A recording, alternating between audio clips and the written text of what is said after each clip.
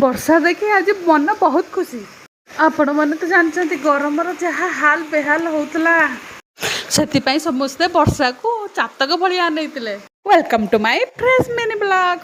ଏ ଗରମରେ ଶୋଇକି ଉଠିଲା ବେଳକୁ ଲାଗୁଛି ଯେମିତି କାମ କରିବା ପାଇଁ ଯାଇଥିଲୁ। ସକାଳୁ ସକାଳୁ ଉଠି ଆଗେ ମୁଁ ନଡ଼ିଆ ପାଇ ଯାଇଥିଲି, କାଲି କିଛି ପବନ ହେଇଥିଲା ରାତିରେ। ପଖାଳ ଖାଇବା ନାଗି କିଛି ପୋଡ଼ାପୋଡ଼ି ପାଇଁ ଆଳୁ ପକେଇ ଦେଇଥିଲି ଚୁଲିରେ, ସେଇ ଭିତରେ ମୋ ଟିକା ବୋହିଗଲା। ସେଥିପାଇଁ ଯାଇକି ଟିକିଲି ଲଗେଇବାକୁ ପଡ଼ିଲା।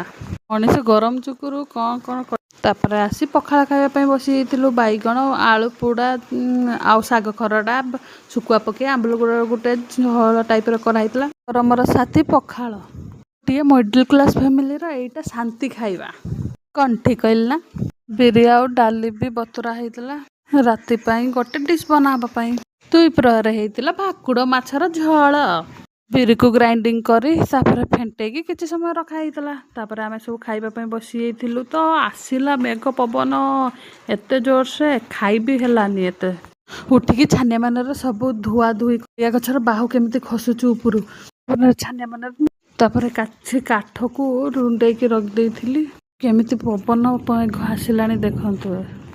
କାଠ ମାଠ ଘରେ ରଖିଦେଇ ସମସ୍ତେ ଲାଗି ପଡ଼ିଥିଲେ ସବୁ କାଠ ଜାଳ ଆଉ ଲୁଗାପଟା ସବୁ ସଜାଡ଼ିକି ରଖିବା ପାଇଁ। ତାର ବଡ଼ ଜୋରସେ ବର୍ଷା ପକାଇବା ଷ୍ଟାର୍ଟ କରିଥିଲା। କାଠ 2ଟା ରଖିଦେଇ ତାପରେ ମୋ ଲୁଗାପଟା ସବୁ ସଜାଡ଼ିକି ରଖିଦେଇଥିଲି। ତାପରେ ଷ୍ଟାର୍ଟ ହେଇଯାଇଥିଲା ଲଘୁଚାପର ପ୍ରଭାବ। ବିଜୁ ଘଡ଼ଘଡ଼ି ସାଙ୍ଗକୁ ପବନ ବି ପ୍ରବଳ ହେଇଥିଲା ଆଉ ବର୍ଷା ଦେଖି ବହୁତ ମନ ଖୁସି ଲାଗିଲା। କମ୍ ସେ କମ୍ କିଛି ସମୟ ତ ଗରମ ତ ଲାଗିବନି ନା। ବଡ଼ ଜୋରସେ ଗରମ ପଡ଼ିଲା ଠାରୁ ଆମ ଘର ଆଡ଼େ ମେଘ ଜମାରୁ ହେଇନଥିଲା। ମେଘ ଦେଖି କିଏ କିଏ ଖୁସିରେ ଅଛ ମୋତେ କମେଣ୍ଟରେ ଜଣେଇବେ।